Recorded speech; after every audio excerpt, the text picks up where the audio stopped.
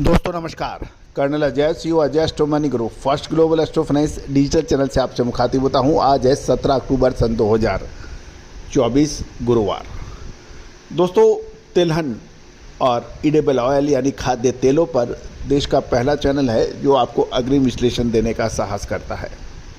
याद कीजिए अगस्त महीने के अंदर आपको हमारा अग्रिम अनुमान जो कि अक्षत सत्य साबित हुआ कि सितंबर और फर्स्ट वीक ऑफ अक्टूबर तक तेज़ी की अच्छी संभावनाएं बनती हैं और वो वैसा ही कुछ बाज़ारों में देखने को मिला। दोस्तों अक्टूबर महीने की आज 17 तारीख है, दिवाली बिल्कुल नज़दीक है और नवंबर महीना अगले लगभग 30 से 40-45 दिन खाद्य तेलों के लिए बहुत महत्वपूर्ण साबित होने वाले हैं। एक तरफ सोयाबीन की फसल, दूसरी ओर मूंगफली और सोयाबीन की फसल अच्छी आ रही है। सरसों की फसल में अभी काफ़ी समय बाकी है। खाद्य तेलों के आयात पर ड्यूटी इम्पोज हो चुकी है।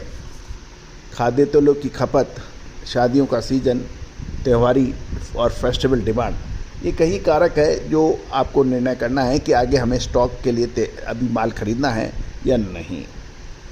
दोस्तों खाद्य तेलों में जिसने समय से माल ले लिया और समय से माल बेच लिया वो तो प्रॉफिट में रहता है, बाकी सब लोग हाथ मलते रह जाते हैं।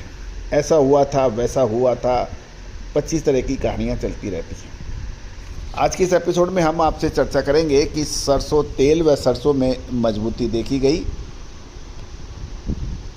और लेकिन आरबीडी पामोलिन और सोया तेल में कमजोरी देखी गई। जानिए पूरी रिपोर्ट विस्तार से। दोस्तों आप हमारे चैनल पे नए हैं और अभी तक सब्सक्राइब नहीं किया है तो चैनल को सब्सक्राइब करना बिल्कुल ना भूलें। खबर निकल के आ रही है कि मस्टर्ड की जो आवक है वो लगभग 3 लाख बोरी पर स्थिर हो गई है। कल भी 3 लाख बोरी की आवक थी। इसमें राजस्थान में 1,65,00,000, मध्य प्रदेश में 15,000, उत्तर प्रदेश में 45,000, हरियाणा पंजाब में 10,000, गुजरात में 15,000 और बाकी स्टेट में 50,000 मिला के 3,000 बोरी की आवक के समाचार हैं। जहाँ तक भाव की बात करें तो सरसों के अंदर जयपुर के अंदर 6650 से बढ़कर 6700 के भाव देखे गए हैं। लगभग 50 रुपये की तेज़ी देखी गई है। दिल्ली के अंदर कोई परिवर्तन नहीं रहा। 6425 से 6475 के जो भाव हैं उसमें मामूली बढ़त देखी गई। भरतपुर में कोई चेंज नहीं है, लेकिन अलवर के अंदर मामूली 50 रुपये की गिरावट है। कोटा के अंदर 100 रुपये की तेज़ी दिखाई जा रही है। कल 6000 से 6300 के भाव थे, आज 6100 से 6300 हो गए हैं। तो लेकिन सरसों तेल में एक बढ़त देखी गई है। जयपुर में कच्ची घानी 1370 के जो भाव बढ़कर 1380 हो गए हैं। भरतपुर में भी 1360 से 1370 हैं। भरतपुर, अलवर और कोटा यहाँ पे 1370 के भाव हैं जो 1360 से बढ़े हैं। दूसरी चीज़ यदि हम लोग मस्टर्ड ऑयल एक्सप्लोरर के भी भाव देखें तो वहाँ भी बढ़त देखी जा रही है। अलवर के अंदर, जयपुर के अंदर 1360 से 1371 हो गए हैं। अलवर में 1354 से 1364 हो गए हैं। भरतपुर में भी 1354 से 1364 देखे गए हैं। दूसरी ओर यदि हम सोयाबीन के ऊपर नज़र मार लें तो सोयाबीन की आवक 9,80,000 बोरी की बताई जा रही है।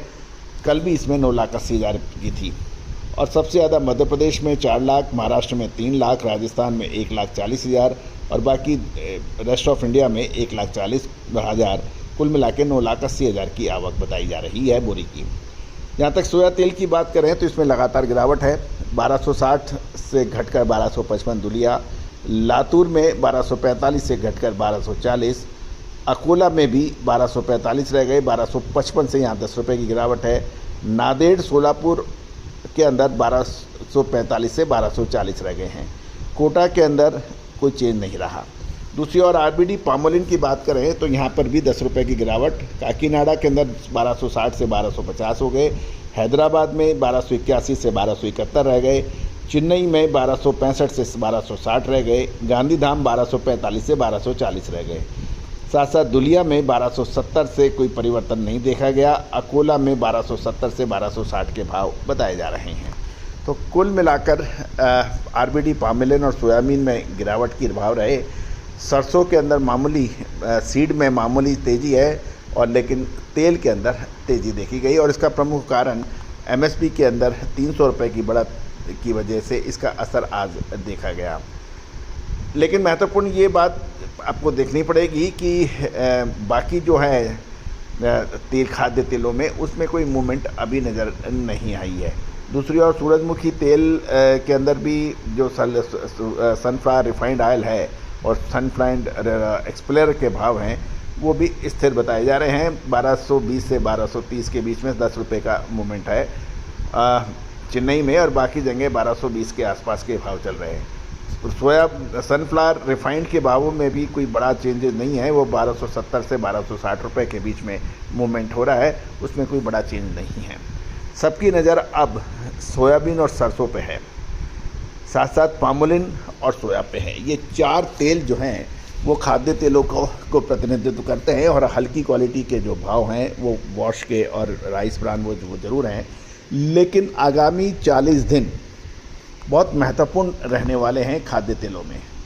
दोस्तों, तेज़ी के बाद तेज़ी और मंदी के बाद मंदी से फ़ायदा नहीं है। फ़ायदा तभी है तब आप समय से माल खरीदें। सोयाबीन की खरीदी अभी करें या 10 दिन बाद करें, बहुत महत्वपूर्ण है। दोस्तों, समय निकलने के बाद कुछ भी नहीं हो सकता।